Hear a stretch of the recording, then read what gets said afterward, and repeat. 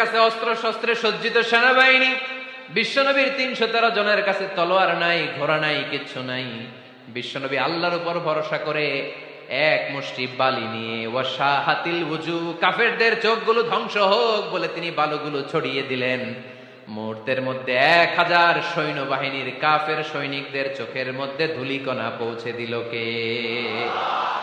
আল্লাহর হাবিব সাল্লাল্লাহু আলাইহি ওয়াসাল্লাম বদরের প্রান্তর থেকে এক মুষ্টি বালু নিয়ে বললেন শাহাতিল ওযু, বলে তিনি বালু ছুড়ে মারলেন। ১০০০ সৈন্যবাহিনীর চোখের মধ্যে বালু ছড়াই দিছে কে? আওয়াজ করে বলেন পড়বে। এজন্য আল্লাহ বলেন নবী ওটা তুমি মারো নাই, ওটা আমি মারছি। সুবহানাল্লাহ নাই?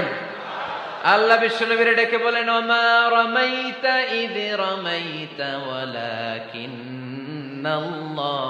রামা। নবী হে, বালু তুমি ঠিকই তোমার হাতে নিয়েছো, কিন্তু আমি আল্লাহ নিজ দায়িত্বে ১০০০ কাফেরের চোখের ভেতরে বালু